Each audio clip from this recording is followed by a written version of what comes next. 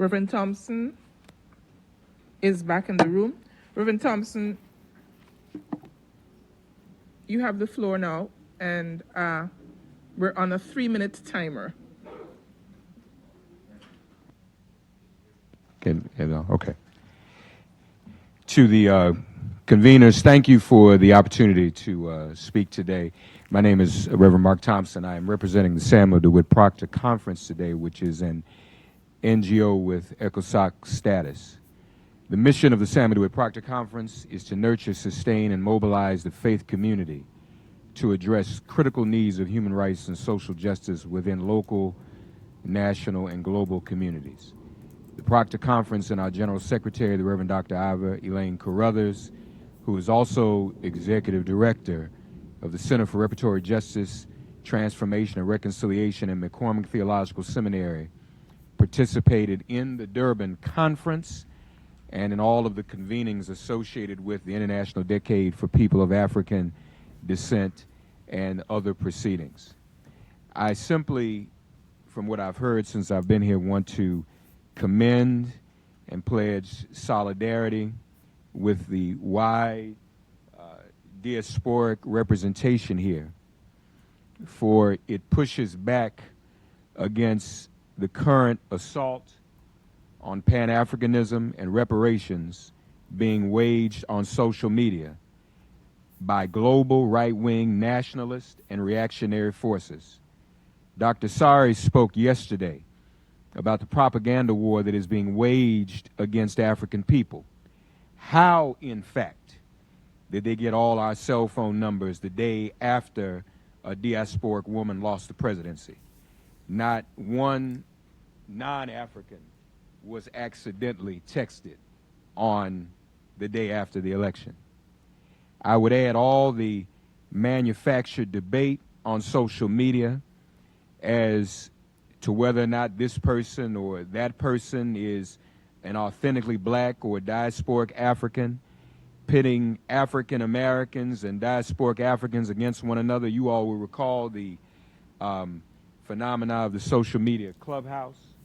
And when it was popular, every single night, there was some debate about Africans versus African Americans. None of this is a coincidence. And of course, Vice President Harris was a case study in the propaganda war attacking her ethnicity and her gender as a woman of the diaspora. Algorithms are now in place, even making viral the argument that reparations are not Pan-African and should not be, when this is a global struggle, and that is why our unity here is very important. I would respectfully add to Dr. Sari's analysis that the very source of the technology that divides us and propagandizes us perpetuates the vestiges of slavery and colonization. Every electronic device we're using here right now, our phones, our iPads, and everything else, depends upon the mineral wealth of the Congo. Elon Musk can't make his cars without the Congo. Apple can't function. Samsung, none of these batteries can function without the Congo. And so in many ways, by remaining silent as to this connection, we are contributing to our own demise every day. We do not address this exploitation. Every day we take it for granted. As my brother Cam just said, this requires global mobilization. This requires grassroots mobilization, and we must be aware. And one must wonder, after hearing some of the presentations earlier today, Madam Chair, whether the mining of cobalt and coltan itself in the Congo right now is a form of slavery unto itself. No one has been in greater solidarity with the Palestinian people than people of the African diaspora. And in my work in this regard, I was meeting with some of my younger Palestinian sisters and brothers, and I excuse them because they were youthful. And in their rage over the ongoing war, they said to me, brother, you can't relate. I said, why not? Because African people have not experienced a genocide. And again, I didn't get upset, but that was a moment, that was a teachable, a learning moment. Our genocide is ongoing.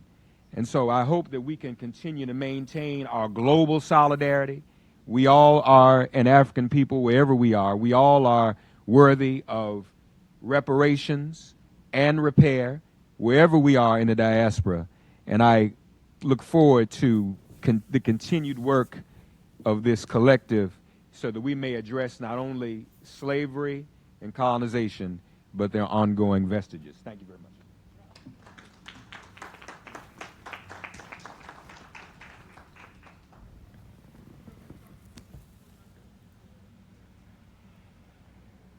Reminders of the challenges we face. Thank you so much.